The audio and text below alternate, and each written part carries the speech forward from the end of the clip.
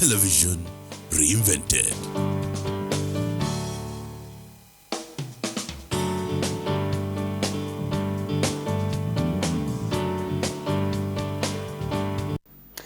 In a country where experts are inadequate, the mass media becomes critical as a source of information to spur national development. This is because if used correctly, experts can use media to communicate vital information to the public. Therefore, used correctly, the media can be used effectively to fight environmental bad practices, health challenges, economic malaise, and political dictatorship. Today is Earth Day, aimed at appreciating efforts to protect the planet, whose official activities started in 1970, which is approximately about 51 years ago. Now, despite this number of years, the world is ever complaining about the harm of the home of the world's population, which is the Earth. Climate and environmental literacy, climate restoration technologies, reforestation efforts, regenerative agriculture, equity, and environmental justice, citizen science, and cleanups are still limited. This is despite a growing media space which include the new digital technology. As pointed out, today is Earth Day, and to discuss the event, joining me this afternoon is the United States Charge d'Affaires, David Young. The name is Wenson Mavoro, and of course, thank you for joining me on this important discussion that centers and focuses on the Earth. Now, today is a very special day because it accords us an opportunity to be able to reflect on our efforts, which we are exerting towards ensuring, promoting sustainable environmental practices and, of course, healthy climate habits. And before we get into the nitty-gritties of the importance of this day, allow me, Your Excellency, to just draw your attention, first of all, to some thoughts on the media within the Zambian democratic space. So, how do you look at press freedom in Zambia? Well, thank you very much for having me on your show, and it's great to talk about these very important issues today. I think when we look at the role of press freedom, it's vital to a democracy because we need to have a vibrant press that can report on the tough issues, that can show both sides of a story, the many sides of a story. And that's essential for public debate to make sure that as citizens go to the polls here in Zambia in August, they're able to get a wide diversity of views. And really, there is nothing more important to the health of a democracy than a vibrant media that can point out all the key issues that need to be discussed as the country goes forward. As an American living in Zambia, how do you look at the media and its coverage of challenges such as corruption, which are detrimental to the developmental aspirations? Well, I think that, we look at the media environment today, and there certainly is some great journalism that's done to point out the key issues and look at challenges for government and for society going forward. But I think media faces a lot of restrictions. And I think we look at the media landscape and say, really, it's partly free because media houses are intimidated sometimes by codders. Radio stations and others can be attacked and harassed by partisans of one party or the other. That's a very disturbing thing. And journalists, need to be in a space where they can speak out and share their views and report on the tough issues and the tough stories and not to be harassed. So I think, that's a key challenge for Zambia going forward. And it's critically important to address those issues and to strengthen the role of the media in the run-up to the election. Sometimes the media in Zambia argues that they do not write much about issues of society, and of course partly that can be attributed to some of the interferences and threats issued by cadres that you just alluded to. And the major reason is due to the absence of the freedom of information and access to information. Can you share how the American overcame the fear of journalists writing stories which sometimes may offend the political establishment or, for lack of a better term, just challenge the political establishment? I think in the U.S. we have a very strong commitment to the role of a free media and freedom of speech and freedom of expression. It's the very first amendment to our Constitution and our Bill of Rights. And it inscribes the principle that freedom of the press is essential for democracy. I think that, sometimes journalists get criticized for reporting tough news. We just came through a very tough presidential election in the United States, as we all know. And the contest between Joe Biden and Donald Trump was very vigorous, and there was a lot of tough coverage back and forth. But we in the United States really benefited from that open debate that allowed for tough journalism to ask the tough questions, write stories, broadcast stories that tried to illuminate both sides, all different sides of a story. I think we benefit as a citizenry in a democracy when we have that kind of robust media coverage. Government and the leaders in media associations have agreed to go the route of licensing journalists, that is self-regulation. Is this the right way to go, in your opinion? Well, I think that, promoting professional ethics and promoting high standards of journalists is a good thing, but it's very, very important that there not be criminal penalties imposed just for journalists doing their job. And I think one of the things we raise with colleagues and friends here in Zambia when we talk to government or opposition or civil society, the media, we emphasize that it's important that there not be criminal penalties assigned to writing tough stories. There needs to be a respect for the role of the media in public space to promote a marketplace of ideas and a free exchange of views. If you criminalize that, you will cause censorship and self-censorship, and that's very, very harmful for a media to operate. Zambia will, on the 12th of August 2021, have a general election. As an outsider, what are your fears as regards, things like political violence, especially among cadres, as you mentioned, which we've seen happen before, with regards absence of sound ideological debates, and of course, limited freedom of movement because of the COVID-19 pandemic? Yeah, I think you highlight some of the really key issues that we are aware of and focus on too. I think that, the cadre violence is a very worrisome concern. And we hear that from so many of our friends and contacts around the country.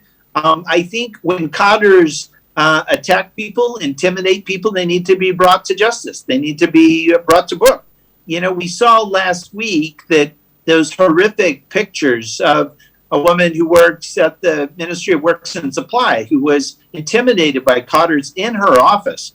And I think it was a very positive thing that those cadres were arrested and are being, held responsible for that kind of intimidation. You can't have that going forward. So I think that is a very, very important thing to emphasize. I think that, we need to have a fair, level playing field for government and opposition. The Public Order Act needs to be not applied only to one side, but not to the other. COVID regulations can't be applied to one side and not the other. It needs to be a free and fair landscape and a playing field. It's like a football match. You have to have the same rules that apply to both teams. And if you don't have that, you're not really supporting a free and fair process. Interesting thoughts, Your Excellency. But let me now draw your attention to the purpose of our conversation this afternoon, which is Earth Day. Now, in 1960 and 1970, some Americans spearheaded the movement to protect the Earth as a starter. How serious is climate change in the U.S., and what is the USA doing to mitigate climate change, not only in America, but in world affairs?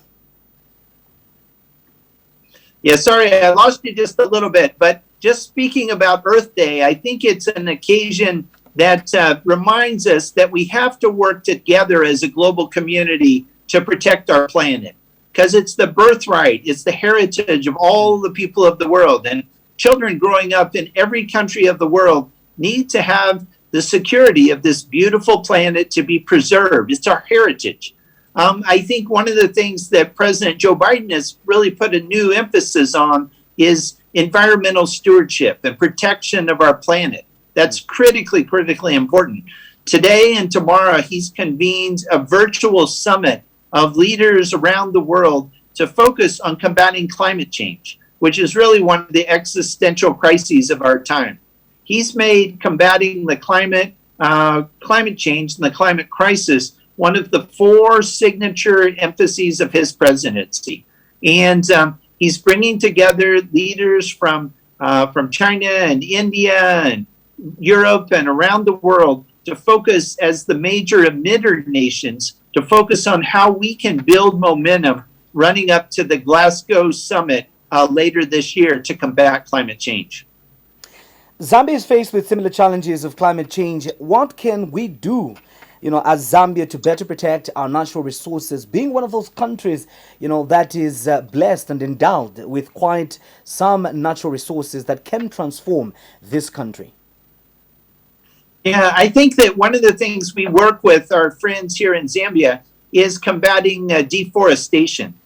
We have several projects through USAID, our Agency for International Development, to work with forest communities, people that live on the edges or in forests, trying to protect those wonderful resources and not to have illegal charcoal production that cuts down trees. It's very important that we have sustainable environmental policies to allow protection of our forests so that communities will have a sustained future for economic development that's consistent with environmentally sustainable policies. We also have our Peace Corps volunteers out in Eastern Province who are working with communities to have a reforestation campaign in certain communities there. We actually have had a withdrawal of our Peace Corps volunteers temporarily because of COVID, but as they come back to the country later this year, that's going to be one of our renewed focuses, is how do we combat and promote reforestation as well. We have seen recently, talks and long-term goals emanating, driven by the private sector of, colonizing distant or anyway, distant is the correct word, distant planets, that are not very far off from the Earth, such as Mars, and these are being heavily funded, by the private sector. How critical is the private sector, participation in the climate agenda, in ensuring that we develop sustainable environmental habits? I think it's absolutely critical. This is not a problem that can be solved only by governments. It needs engagement between government, private sector, activists, and civil society, environmental activists. We have to work together. And industry plays a crucial role. One of the things that President Biden is focused on anew is how we get industry to make decisions to move towards our goal of cutting carbon emissions in the United States by more than half over the next 10 years. By 2030, we want to cut our carbon emissions. We can only do that when we work closely with industry. We need to move our automobile industry, as they already are starting to focus on moving to electric cars. We need to cut the emissions of carbon emissions within power generation. We need to focus on the transportation industry. We need to look at large-scale agriculture. All these things have major impacts on carbon emissions. And if we don't work with industry, it's not going to be possible to meet these targets. So that's a really renewed focus of partnership of public and private sector. You've mentioned interestingly about the car, electric car industry, which I believe Africa will play a key role due to its natural resources that are, that offer important components, to these environmentally friendly vehicles that, the world is moving towards. What would be your advice to, policy makers in terms of ensuring that this is something that they should start looking at seriously now? Well, I think we have to recognize this is life and death. This is the future of our planet. A lot of countries around the world that are on the ocean, that have very low elevation, could be submerged by rising oceans. We have to see that, whether a country like the Seychelles or Bangladesh or others that have large coastlines, this is vital to their very existence. We need to see that increasing desertification, deforestation, the impacts of environmental crises, from climate change. We're seeing this all over the world, and we certainly have seen this in the United States as well. So we have to see that we have to move forward together. I mean, there's some good news. Countries are taking new steps and setting new targets and moving forward aggressively to build on the Paris Climate Accord, but to take it a whole step further so that when we get to Glasgow, we really are at a point where, the whole world community, major emitter countries, and others are all working together to reduce greenhouse gases. I just note that just this week, the United Kingdom announced new targets to reduce their carbon emissions. That's another key step, from one of the world's major industrial countries as well. So we look forward to having that cooperation from countries around the world going forward. In terms of ensuring that environmentally friendly practices are developed, and also climate change agenda is actually yields some considerable results, it is important that money is put where the mouth is. When you look at the 2021 national budget, in the case of Zambia, obviously more can be done, ensuring in terms of resource allocation to the environmental agenda. In your opinion, do you think that Zambia is making the right steps towards environmental protection? There are some important steps that have been identified, and trying to address the challenges of deforestation are very, very important. I think as economic decisions are made in provinces across the country, it's important that those development plans take into account sustainable agriculture, sustainable climate policies, sustainable development. It has to be incorporated in really every economic decision that we make as countries. So that's a high standard, and I think Zambia, the United States, the countries around the world, we just need to incorporate that into our strategic thinking as we go forward. So I think that's a challenge for all of us in Zambia, in America, and elsewhere. Education obviously plays a very key role when it comes to ensuring that environmental protection indeed advances. And what I would like to get from you is, what are some of the recommendations do you think, as Zambia, or Africa in particular, we could consider in terms of education to ensure that we record progress where environmental protection is concerned? Well, I think I would just say that, as we educate our young people, and of course, in those fundamental building blocks of being human beings, working on literacy and numeracy, the building blocks as we bring kids up, they need to be exposed to a vision that shows that caring for our planet, caring for our communities, our environment is absolutely essential.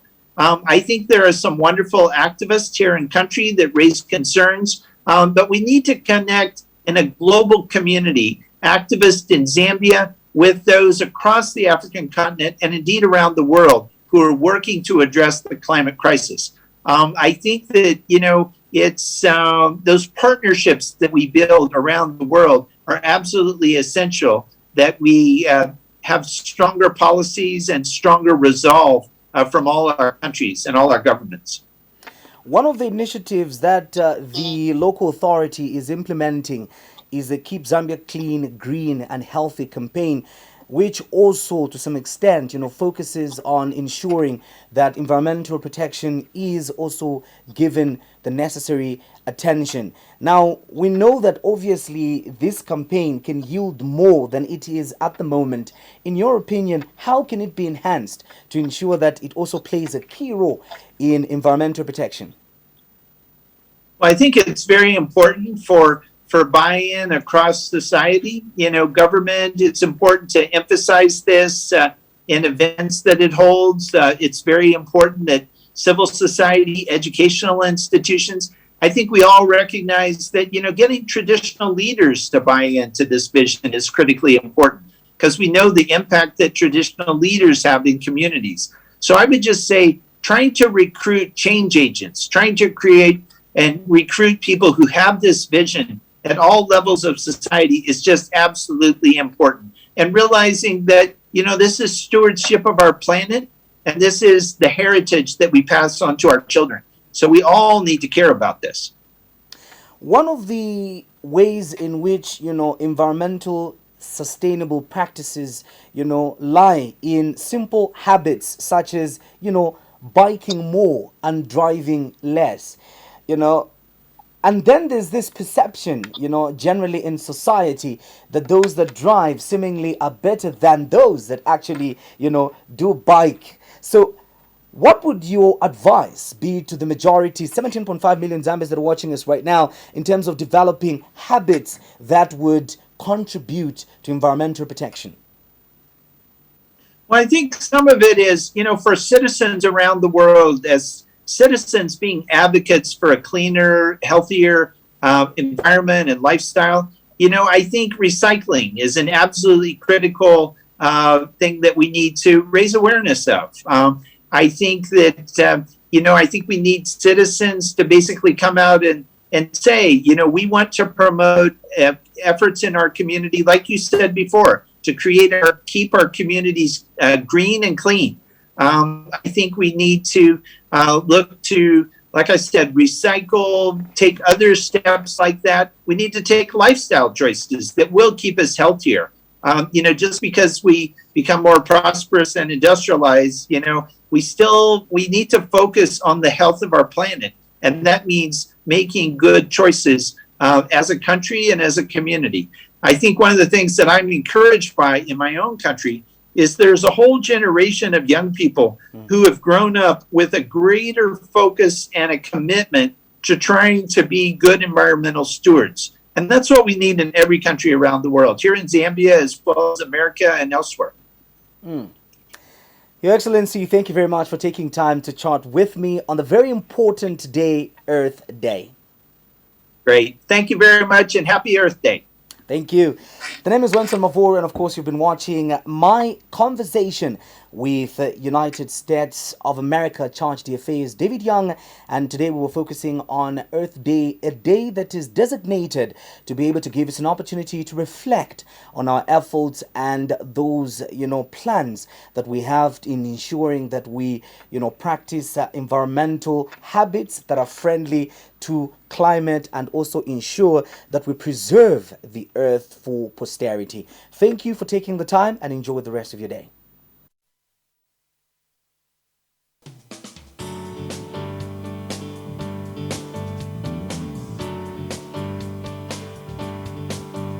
Diamond TV, television reinvented. To give you the taste of paradise, we mix together the finest quality pineapples and the best coconuts and created the delightful blend of cocoa pina. The taste of paradise, a quality product of Californian beverage.